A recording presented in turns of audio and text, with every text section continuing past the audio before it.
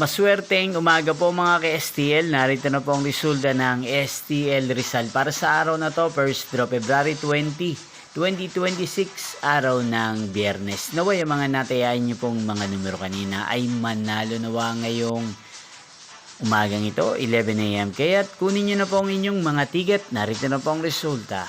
Ang mga numerong nanalo sa STL Rizal ngayong umagang ito, February 20, 2026, 11 AM. First draw result 15 at 14 in exact order.